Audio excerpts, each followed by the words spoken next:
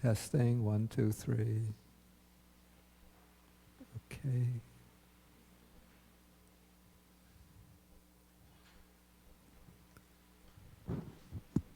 Okay, so this is September 2nd, that's Sunday evening, so this is the 7 o'clock session on Sunday evening. Okay, so this is a session that we'll devote to questions. And first I'll take the written questions. Okay, first question. When discussing dukkha, you mentioned death because of exhaustion of merit. Can you elaborate a little more? Okay, so it said in... No, this is okay. So it said in the Buddha's teachings, in the Abhidhamma and the commentaries, that there are several causes of death. So one is the exhaustion of the natural lifespan. So it said that in the human realm, maybe we have a natural lifespan of, well, different people have different lifespans depending on their karma, the karma that brought them into this existence. So say a person has a natural lifespan of 80 years. So when that person reaches the age of 80, then they'll start to get, maybe they'll be in good health up to that point. When they reach the age of 80, then they start to get sick and some illness will come along which will take their life. And so that's because they've reached the end of their natural lifespan, the lifespan which is, in a sense, governed by the karma that brought them into this life, into this existence. But it can be that a person has, say, the karma that brings them into existence determines them for a lifespan of 80 years. So that is the merit, because 80 years is a fairly long lifespan, let's say 85 years. So their karma is projecting them towards a lifespan of 85 years. So that would be the result of like a meritorious karma. But something happens that exhausts the merit, that interferes with the merit that brought them into this life and has sort of assigned them a lifespan of 85 years.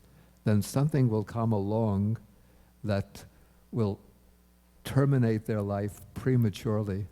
So maybe, let's take the case of the President John F. Kennedy back in the 1960s.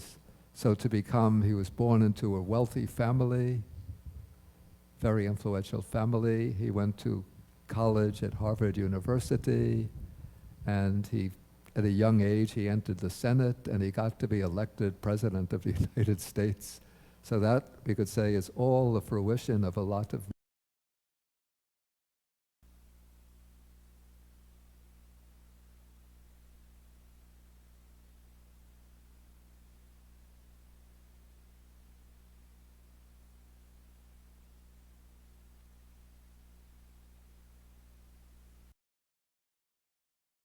the karmic angle. Something came along and he was assassinated in 1963 at a fairly young age, still in his 40s, I think? 43? Yeah, so that would be exhaustion of merit, the exhaustion of merit.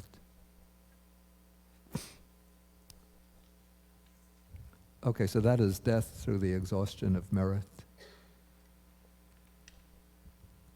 Okay, next question. Okay, you mentioned, when discussing the Four Noble Truths, you mentioned the 3 phases and the 12 aspects.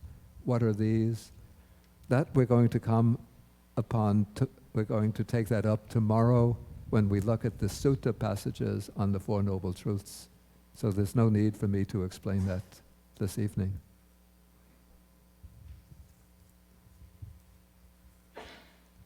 Okay, how can one strengthen one's faith in the Buddha, Dhamma, and Sangha.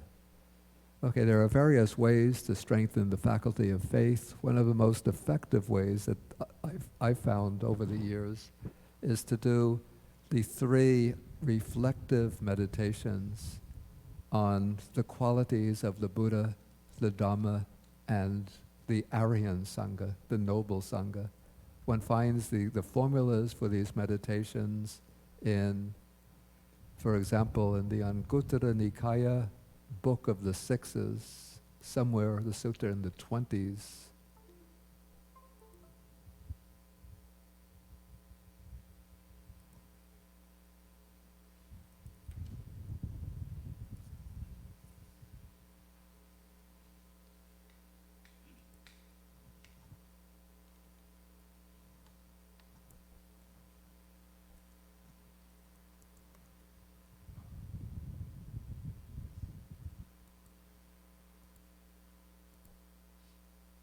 We also find it in Anguttara Nikaya Book of the Sixes. I think this is number 10. Yeah, number 10. So we have the formula. So it said, a noble disciple, Tathagata, the Tathagata is the Buddha, thus. So the Blessed One is an Arhat, perfectly enlightened, accomplished in true knowledge and conduct, and so on. So there are 9, said to be like 9 exalted qualities or epithets of the Buddha. Then there's the formula for recollection of the Dhamma. Well, let's just continue. Okay, so one recollects the Tathagata in such a way, then when the noble disciple recollects the Tathagata, on that occasion, the mind is not obsessed by lust, hatred, and delusion. But on that occasion, the mind is simply straight, base, or taking the Tathagata, the Buddha, as its object. And then when the mind becomes straight, one gains inspiration in the meaning, inspiration in the Dhamma, joy connected with the Dhamma. And then one goes through the series from joy to rapture to tranquility to pleasure or bliss. And then through that happiness or bliss, the mind becomes concentrated. So in this way, one could strengthen the faith by recollecting the qualities of the Buddha. And there's a similar procedure for the qualities of the Dhamma. 6 qualities are mentioned as the outstanding qualities of the Dhamma. And then there are the qualities of the Sangha, the Aryan Sangha. And so one could take whichever one prefers and continually recollect those qualities. The one that's most popular in the Buddhist countries is recollection of the Buddha. And so in that way you can recollect sort of devotional faith in the Buddha, Dharma, and the Sangha. But it's not only enough to have that kind of emotionally based faith, but faith also has to be guided by wisdom and understanding. And so at the same time, while one is doing these recollective meditations, I mean not simultaneously, but as part of one's regular activities, one can study the Dhamma and read the discourses of the Buddha. And when you study the discourses, then you see how clear and practical and realistic and elevating the teaching is. And so as you apply these teachings to your everyday life, then the faith becomes strengthened through understanding and practice. So it's not just emotional faith.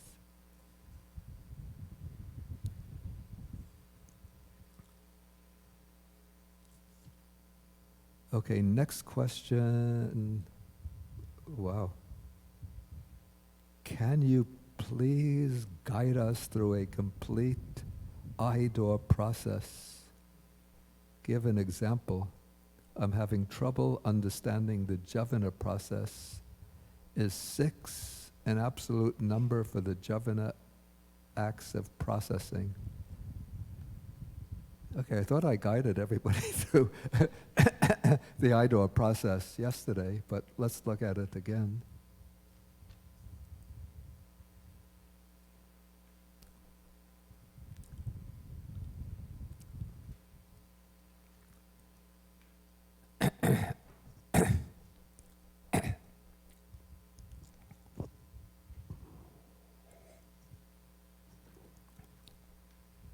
Okay, so we have now a person is in a state where the mind is in this passive flow of the bhavanga.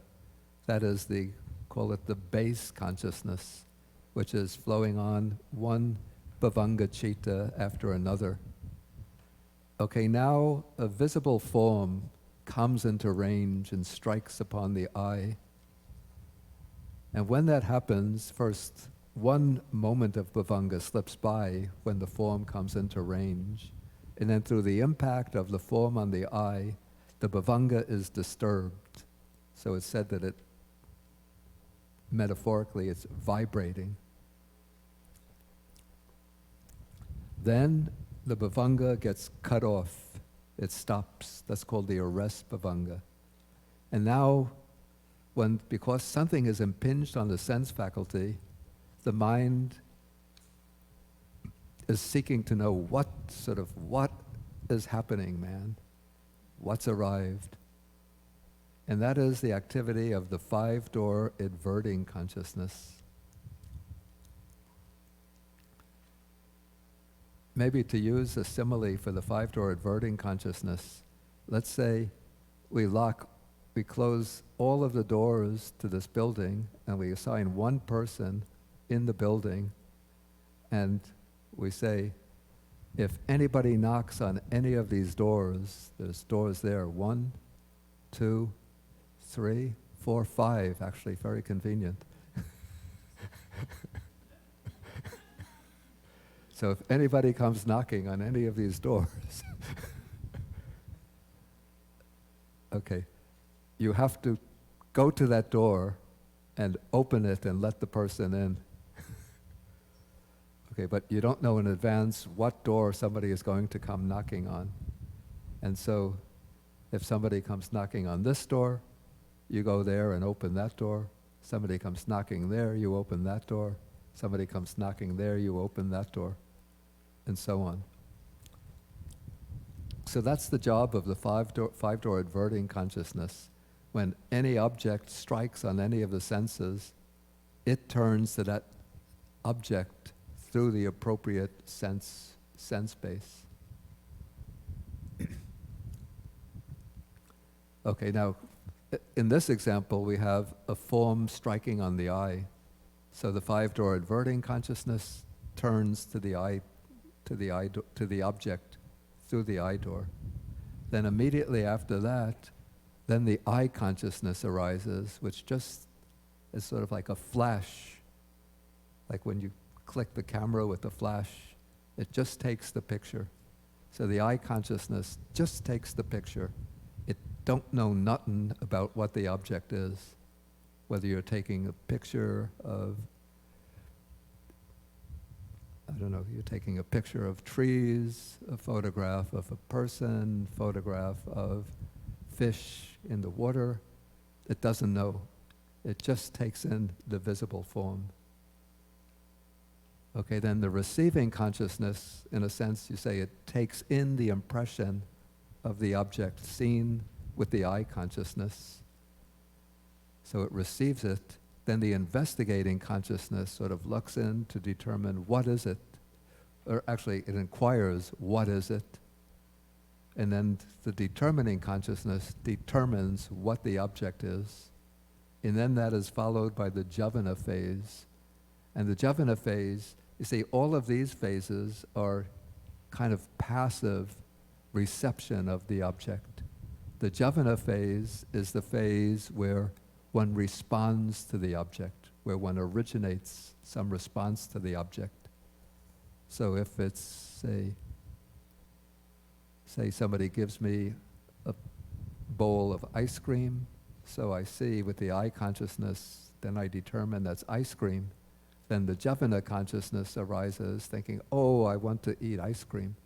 So that would be a javana consciousness accompanied by greed for the ice cream. But if somebody gives me some nutritious drink, then it could be a wisdom consciousness that understands this drink is good for the body. So the javana, it's the stage in which one originates a response to the object. And then if the object is If the object is not so clear, then right after the Javana consciousness, or after the Javana phase, then the bhavanga will arise again. But if the object is clear and distinct, then there will take place two moments that are called registration, where the mind, I guess you could say, it registers the impression of the object. Okay, and then the question was, with the javanas, is 6 an absolute number for the javana process? Actually, the number is 7. So we have 1, 2, 3, 4, 5, 6, 7. So 7 are the number of javanas that are supposed to occur in a normal sense door process, and also in the mind door process of the sense sphere when we're dealing with sensory objects or mental objects, normal mental objects. But the process is different when it comes to the jhanic attainments and the path and fruition experience and close to the time of death and other occasions. So 7 is not an absolute number, but it's the normal number in the case of sense experience, including the ordinary mind or processes. So that's the best that I can do in a brief answer. For details, you can study the comprehensive manual of Abhidhamma.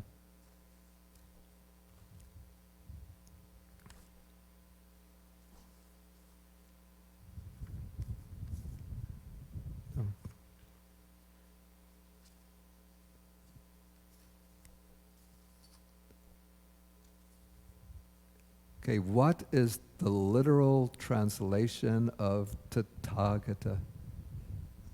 Okay, actually the word Tathagata, it's almost impossible. One could give a literal translation, but the literal translation doesn't really convey the meaning.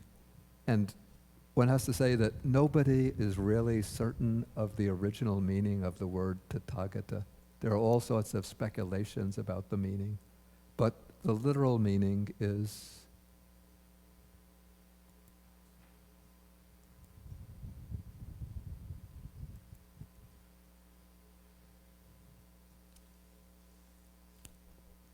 okay, there's an adverb of, you see, even my automatic computer system is confused about the meaning. Ah, there it goes. Okay, there's an adverb, tata, which has the meaning of thus or such. And it's just used in ordinary speech, ordinary discourse, when you say such is the meaning of what I said. Such is the way it happened.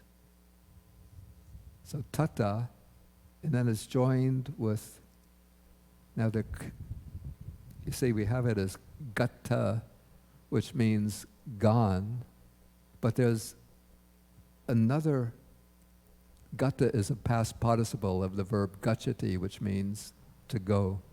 So gata, but there's another past participle, agata, which is the past participle of the verb agacchati, which means to come. Okay, so if you join tata and gata, you get Tathagata. And in that case, Tathagata means literally thus gone, or one who has thus gone. But there's a little problem, because if you join agata to tata, you also get Tathagata. So Tathagata can be resolved into either tata plus gata, or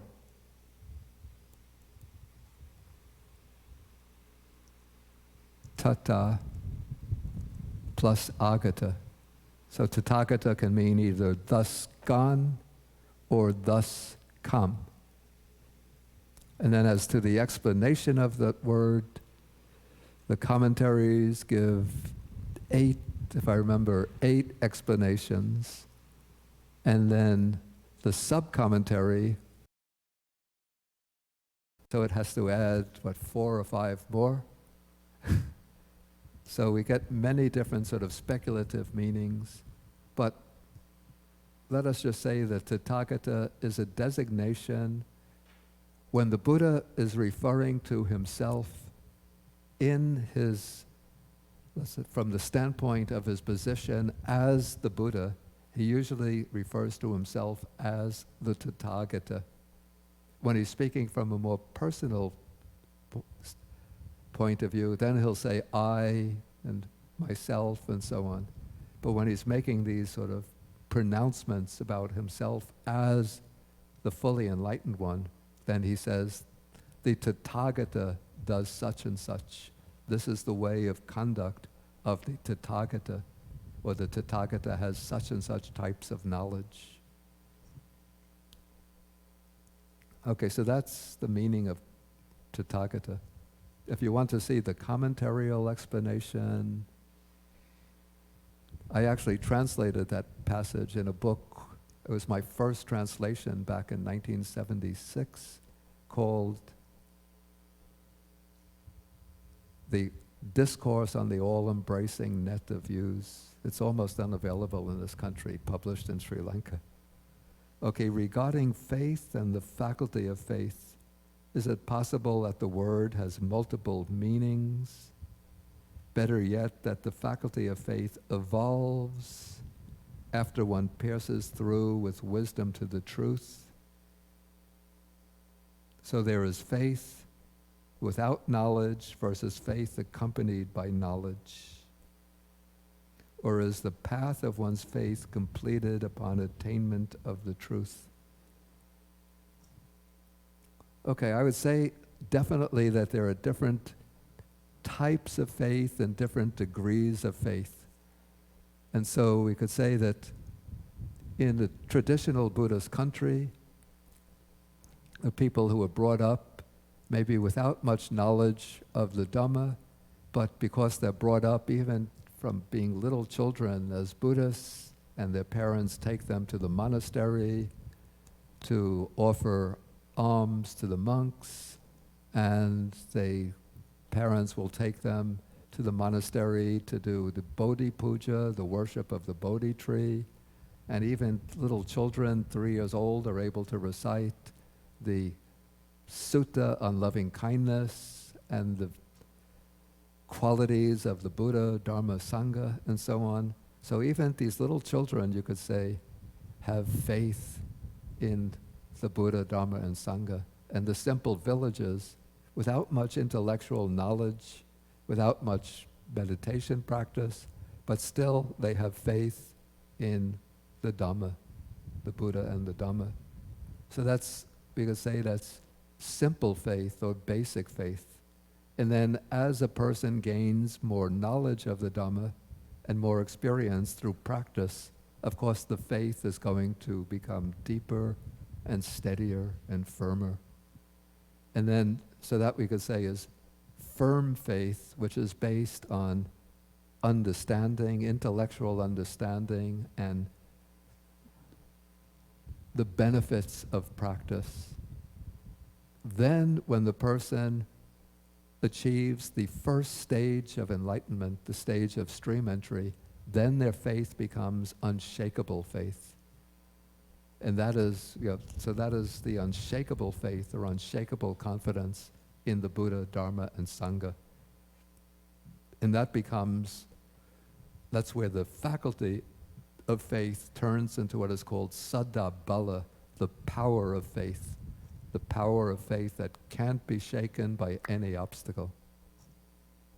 So yes, there are degrees of faith depending on whether the approach is purely traditional and emotional, or whether it's grounded in understanding and practice, or at the highest level, experiential realization.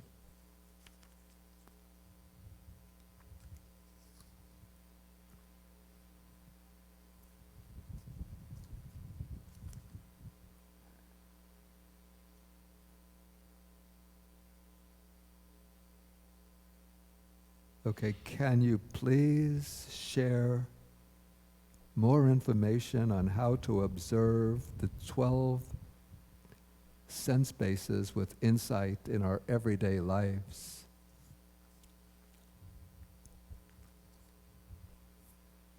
Okay, to actually, to observe the 12 sense bases in everyday life, it's somewhat difficult unless one is developing, I would say, mindfulness and clear comprehension through the systematic practice of meditation.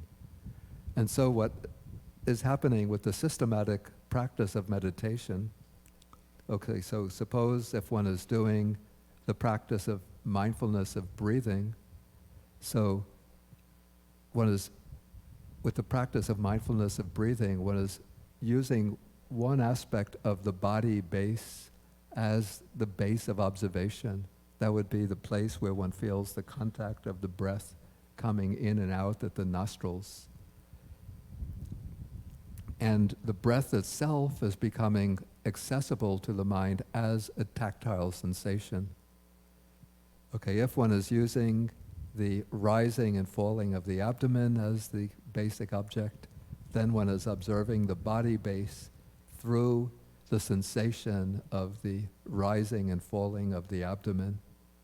And then one is getting the tactile sensation, the tactile object. Well, actually, it's the body base, which is the base for the sensation. And the tactile sensation is the felt sensation of rising and falling of the abdomen. And then whatever other experience arises in the body as one is attending mindfully to one's object, when one attends to it, to that particular sensation, one is attending to a tactile sensation at the body base. So if you feel the pressure, say, of the buttocks against the seat, that is the body base, and you're getting the tactile sensation of pressure against the seat. If there is, say, a breeze blowing, then you're getting the tactile sensation at the body base of the breeze blowing. If the attention goes to the hands, then you're getting the observation of a tactile sensation at the body base with the hands as the particular base of that sensation. So in this way, one is developing the awareness of the body base and the tactile sensation, the tactile object. And then there'll be the contact itself.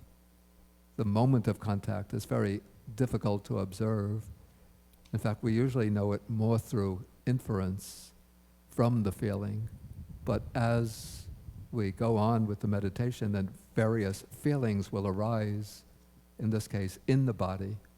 So it can be painful feelings, throbbing of the legs, aching of the legs, aching in the buttocks, in the knees, head pain, any kind of sensation in the body. So this will be a feeling arisen from bodily contact. And then in that way you're observing the feeling, and inferentially you know that some contact has taken place.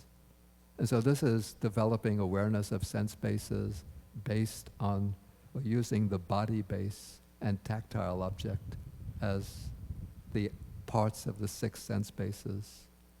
In the case of the eye, of course, usually we don't attend so much to the sense organs themselves, because usually the mind focuses on objects.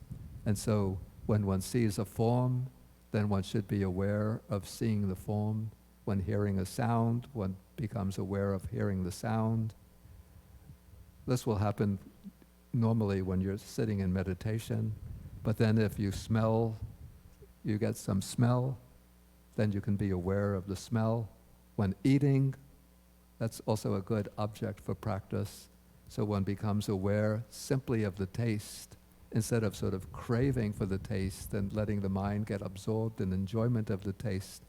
You just, as you eat, you just pay attention, tasting, and then you're are aware that there's tongue and taste. Okay, so in this way we've covered sight, so the eye and visible forms, the ear and sounds, the nose and odors, the body and tactile objects, tongue and taste. And then, of course, especially as we're sitting in meditation, various thoughts come swelling up, thoughts, images, emotions, memories, plans, all of those mind objects come floating into the mind.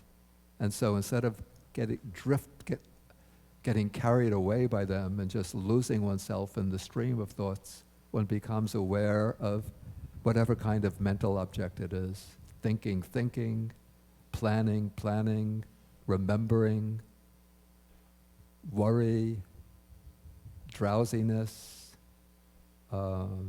hoping, and so forth. You just note the mental object and then let it go. And that way you're doing contemplation of mind and mind object. Okay, so that's the 12 sense bases in everyday life.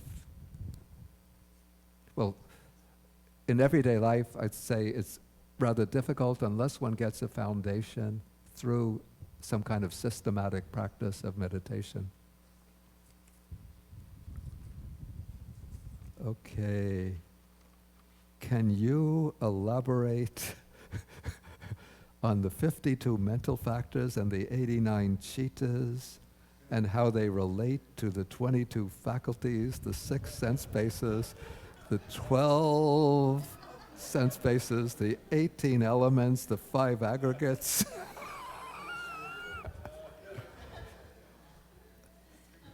Okay, if you are really interested in that, you go to YouTube and you put in my name and put in Abhidhamma and 2013, and then you'll get, I think, 14 or 15 videos on YouTube in which I explain the 89 chittas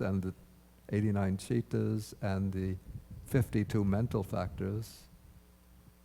And then if you want to know their relationship to the 12 sense bases, the 18 elements, you go to YouTube and you put in my name and Abhidhamma, let's see, I think it's 2015, and then you'll get another 15 or so lectures in which I in which we deal with that particular topic.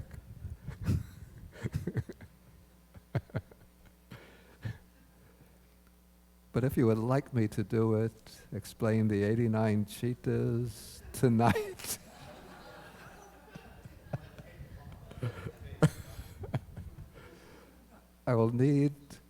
We'll have to make some determination to stay up all night.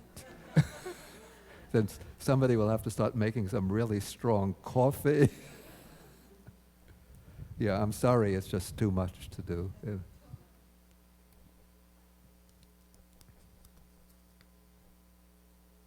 Or else, instead of having to follow all of those YouTube videos, you can get a copy. I think we have copies here for sale, the comprehensive manual of Abhidhamma.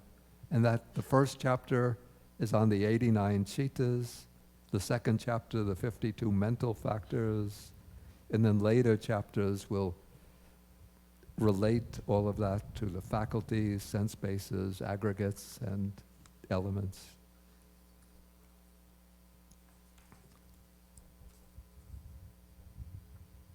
Okay, this I did. Okay, during the 9-month period in the mother's womb, when exactly do we start feeling? Yeah, here, this is according to like the Abhidhamma system or the commentaries, the Abhidhamma commentaries. It said that when conception takes place, or when, I should say, when rebirth linking takes place, that is when the consciousness links up with the ovum to start the life process. Along with consciousness, already there is said to be a feeling, perception, volitional, and volitional activities in some form, though they're at that first moment of consciousness and in the immediately following period of time, they'll be very, very weak, very, very elementary, but already they take place at that time. That's what's said in the text. How that squares with modern science, modern physiology, that I don't know. I just know what the texts say. Okay, let's see. Okay, from death to rebirth, how long? Is it instantaneous, or does it take days, years, or aeons? Okay, this isn't so directly related to the topic, but anyway, I'll try to answer. Okay, here, according to the Theravada Abhidhamma commentaries, it is said that immediately after death, rebirth moment takes place. So 1 second is the death moment, the next split second is the moment of rebirth. But from what I've been able to understand from reading reported cases of people with rebirth memories, first let me say that this question of whether rebirth is instantaneous or whether there's an intermediate stage between death and rebirth, this was a topic debated by the early Buddhist schools. So for some reason, and the Theravada commentaries, Abhidhamma commentaries, said instantaneous rebirth. The other major Indian Buddhist school, the Sarvastivada, said no, not instantaneous. There is an intermediate stage. And then that idea of the intermediate stage comes absorbed, I guess, through the Sarvastivada or Mula Sarvastivada into Tibetan Buddhism, where we have the developed notion of what's called the Bardo stage. Bardo is just the Tibetan word for Antara Bhava, which is the word meaning intermediate existence. Okay, so that's the debate amongst the Indian Buddhist schools. And now I've read a number of these accounts of people who have, not yogis, but ordinary people who sometimes are able to spontaneously recollect their previous life and to give reports about it. And these reports have been written up in these case studies on rebirth.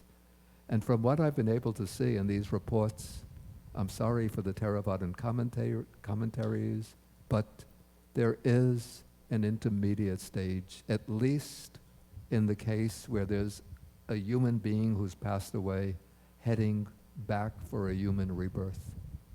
And so the way it's described in these cases, pretty uniformly across cultures, the person is dying, they're lying on their deathbed, or it could even be a sudden death. And then they find the mind is detached or disconnected from the physical body, but they still see themselves in their physical body. It's like they have one kind of subtle body, and now they're looking at their dead physical body lying there on the deathbed or lying on the ground. And sometimes they don't immediately realize that they're dead, but they just think, I'm still alive, I'm still here, but why is my body there? And then they might say they're lying in the room, then they might say the husband or the wife comes into the room, looks down at the person, feels the pulse, and is worried. And then he sees them go, and we go to the telephone and make a call. Then 10 minutes later, a man comes in, or a woman with a satchel. Obviously, it's the doctor. The doctor takes the stethoscope, feels the pulse, the stethoscope, then looks at the family members with a sad face and says, I'm sorry to tell you, but the person is still there in the room, sort of in their subtle body. And in the one case that I read, like they're trying to communicate to their living relatives, and they're saying, I'm still here, I'm still here. But the relatives are not paying any attention. But in one of the cases I read, the dog is looking up at the ceiling and barking. Okay, so then, and in some of these cases, that we'll call this the astral being, the being in the subtle body, is even able to hang around and watch their own funeral. And then after the funeral, after some time, they sort of become more and more detached from their former identity, and they wander around in this subtle body, sometimes moving over great distances. They don't have a clear sense of the passage of time until at some point they'll find themselves attracted to a particular couple, drawn to a couple. And then they'll hang around the house of that couple for some time until, is this being censored? Until the couple engage in beep, beep.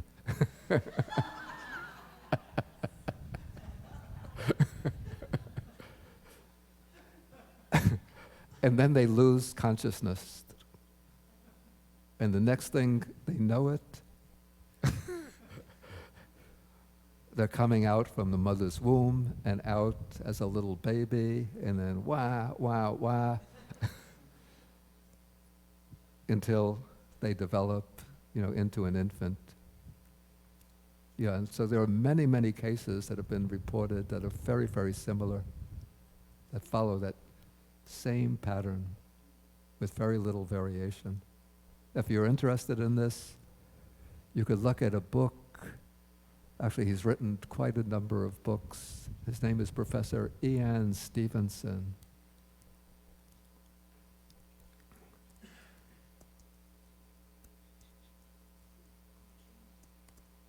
He was actually the chairman of medicine at the University of Virginia, and his area of specialty over time, probably he started off as an ordinary medical doctor, but he became interested in the phenomena of reported cases of reincarnation. And then he investigated them not only in the traditional Buddhist and Hindu country, the traditional Buddhist,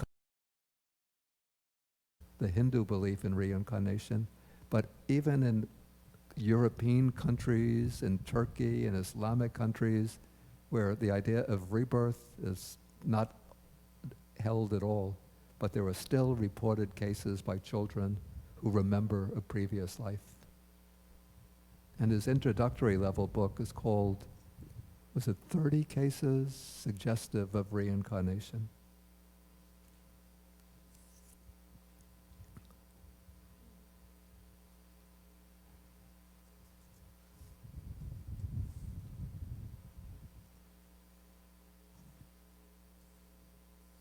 I think I've gotten all of the questions that were put up here.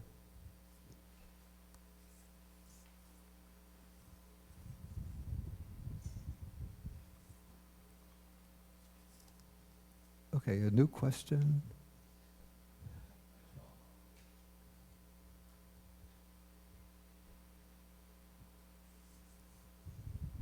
Yeah, by the way, somebody told me that this morning when I was speaking about the chronology of the texts, the suttas, Abhidhamma Visuddhimagga, I said that Buddhaghosa wrote the Visuddhimagga in the 5th century BC. Did you hear me say that? If I did say that, it was a slip of the tongue. It's the 5th century of the Common Era, because Buddhaghosa was about 900, 1,000 years after the time of the Buddha. Okay. New question.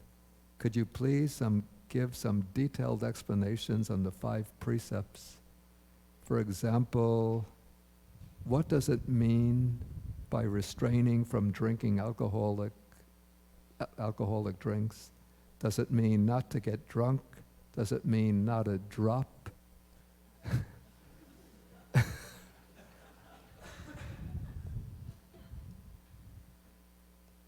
Okay, so the precept says, I undertake the training rule to abstain from sura meria, liquor, wine, and intoxicants, which are the basis of heedlessness. So if one wants to observe the precept very carefully and precisely and scrupulously, it means completely avoiding alcoholic drinks and the use of any other kind of, quote, recreational drugs.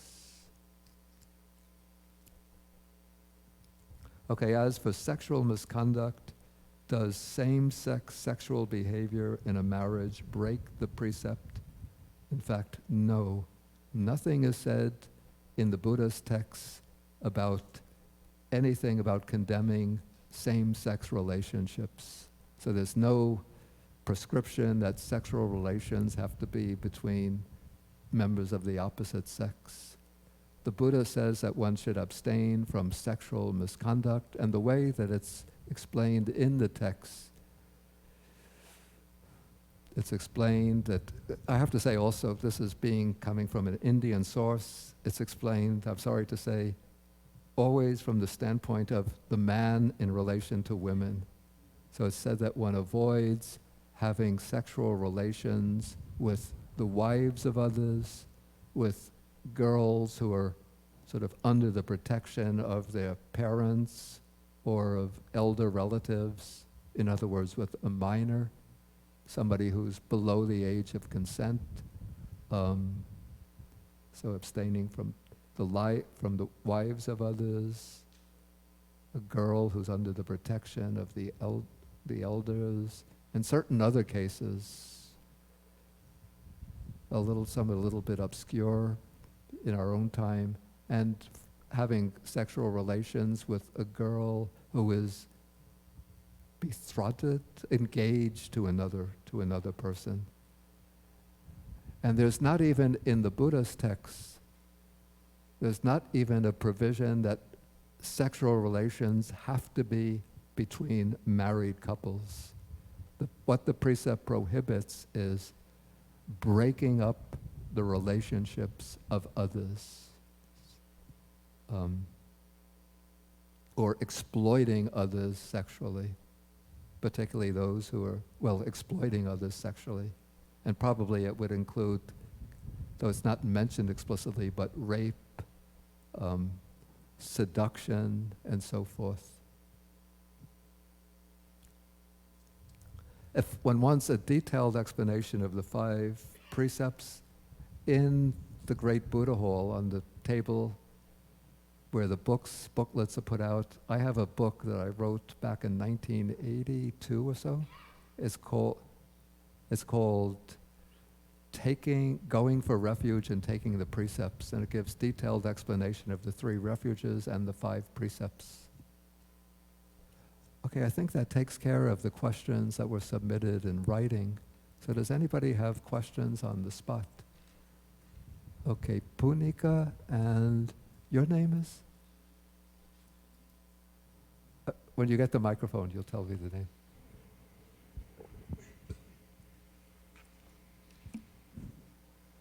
You want to submit a written question?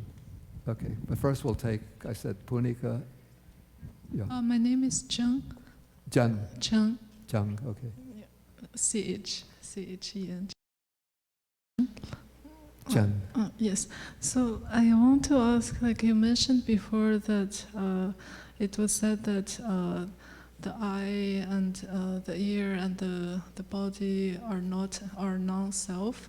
And I wonder, like, how does the Buddha define self? Then if the eye is not self, the body is not self, the mind is not self, then what is self? How does the Buddha define self? Self, yes. Okay, that's a big question. So let us say that there are 2 ways of to. One is what we would call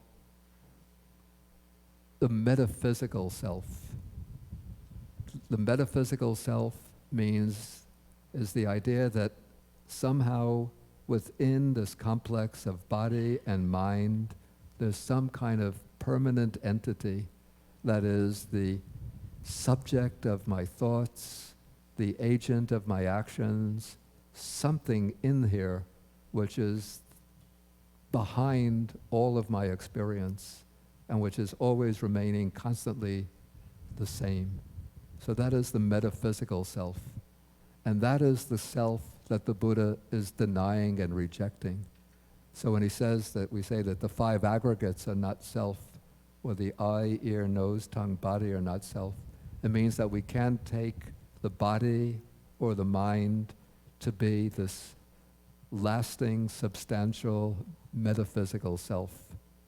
And yet we always have, until we reach the first stage of enlightenment, there's always sort of lurking in the background, even if we don't do metaphysics as like a philosophy professor.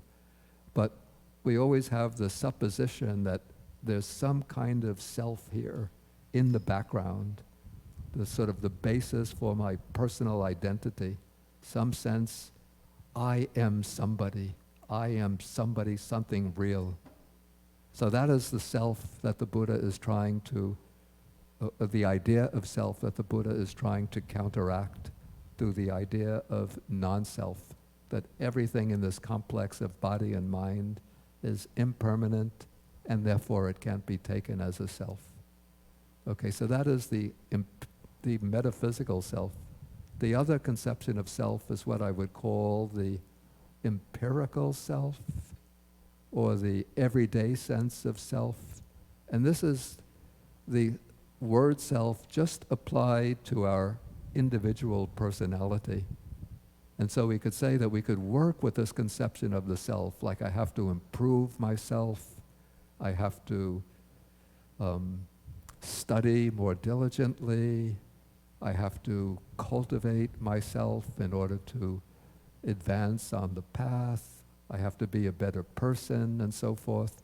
So that is just, we could say it's a conventional notion of the self, which in Buddhist terms we could say it's a useful convention, a useful way of thinking about ourselves and communicating with others, but we shouldn't grasp upon it as referring to some kind of real entity behind the scenes, which is the subject of all our experience, a lasting, substantial basis for personal identity. You know, so if, say, a policeman stops you for speeding on the expressway and says, let me see your ID, your identification, you don't say, sir, form is not self, feeling is not self.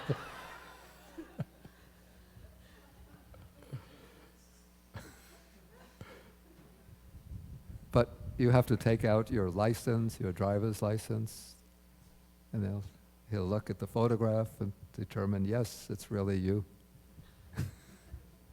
Okay, I hope that makes it clear. Okay. Punika?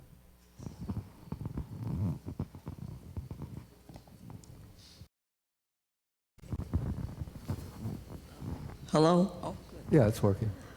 Hello, Bhante. I just have two things.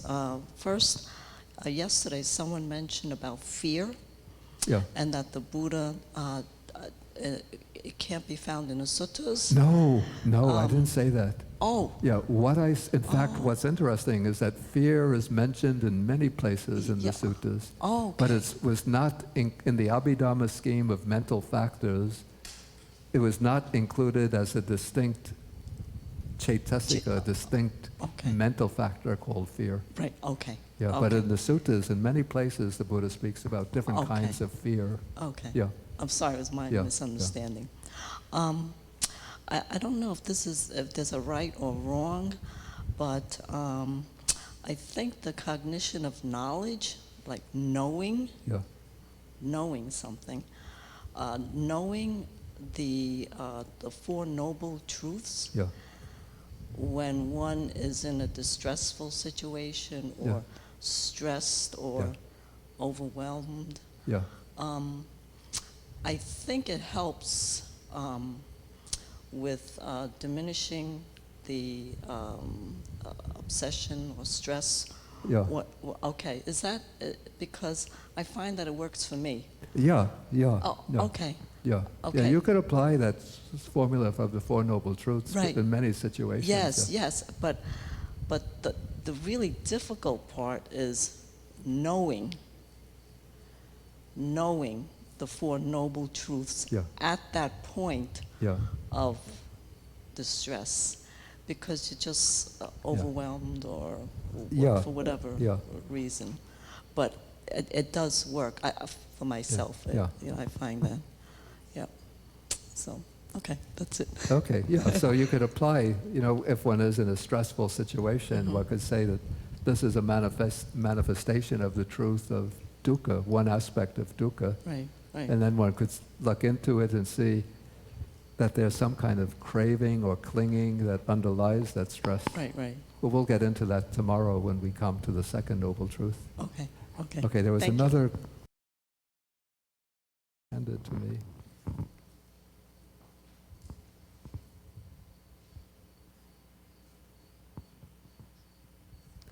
Now I have to confess, I wasn't so mindful. I received the slip of paper. Did it begin, if craving in a previous life? Was that the slip of paper, Marie Saylor, that you handed to me? That is the one. Okay, so I wasn't that unmindful. Okay, so the question, okay, if craving in a previous life resulted in the current sense basis, does this suggest that a blind person in this lifetime, you mean in the past lifetime, craved to not see?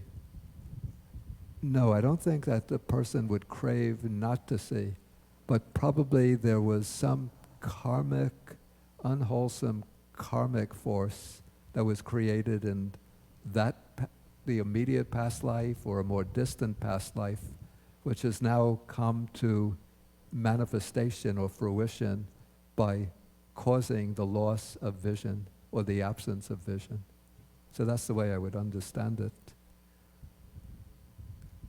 Okay, is fear one of the intrinsic mental pains of dukkha, like one aspect of the mental pain of dukkha? What I would say is that, you see, what's called intrinsic mental pain is a painful feeling. So that's the mental painful feeling. And fear itself is not the painful feeling, but I would say that fear is accompanied by painful feeling.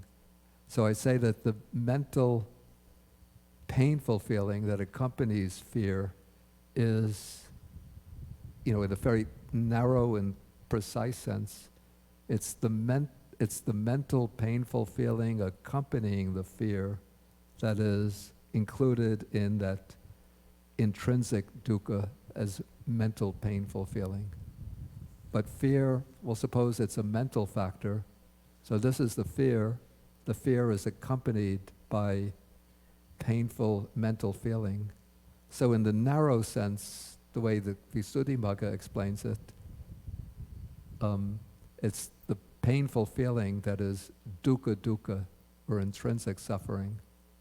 But I would also say that we don't have to limit ourselves to that very narrow sense, but we could say that any kind of mental state that's accompanied by a painful mental feeling could also be included in dukkha dukkha, intrinsic suffering. So we don't have to be too narrow the way commentators sometimes like to be very, very precise. Okay, then there was another part of this question. In the near-death experience, does the subtle body decide to go back to its current body instead of passing on to another lifetime? I don't know whether it's so much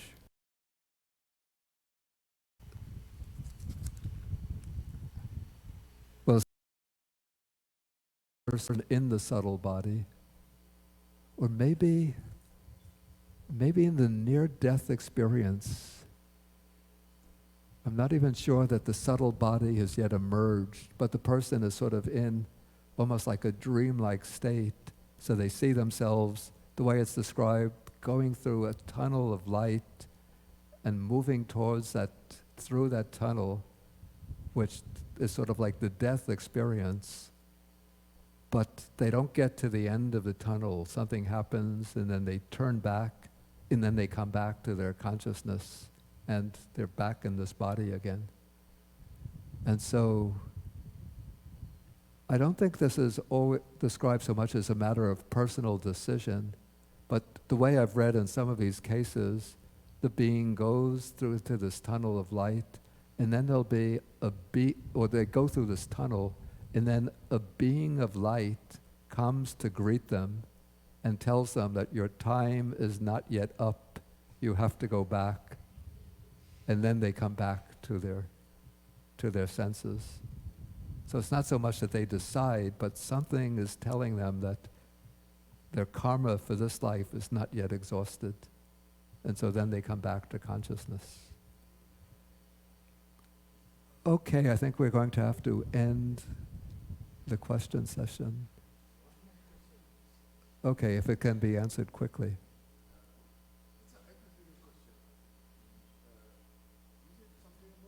You'll have to take the microphone.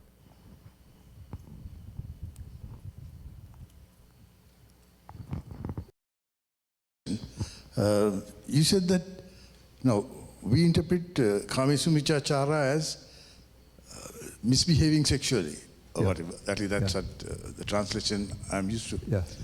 Now you said to break up a relationship. Yeah. Yeah. So does that mean some people are sometimes married, may have more than one wife, or two wives, three wives? Yeah. Sometimes legally, in some cultures that is Yeah. permitted. So does that mean if you're not coming, if you're not breaking a relationship, that it's okay? Yeah, there's no prescription in Buddhism that marriage has to be monogamous. And in fact, like in the Buddha's time, princes, and even the Buddha himself, according to the text, he had just one formal wife, but he would have had a number of concubines as a prince. So that means if the husband or wife says, get out of here. What is that? If the husband or wife says, get out of here, even if you don't divorce, you're free. Yeah, this I don't know. But Buddhism doesn't require monogamy, though it's been the tradition, of course, in Buddhist cultures that marriage is monogamous. But it doesn't it's theoretical, but it's theoretical. Question is theoretical, but I was just thinking because you said as long as you don't break a relationship. Yeah. But I'm sure this applies to a lot of people in life. This applies to a lot of people in life because sometimes they fall in love, then work, then someone else is kind to them, and you know. Thank you, Bhante. Okay, we have to get over to the meditation section.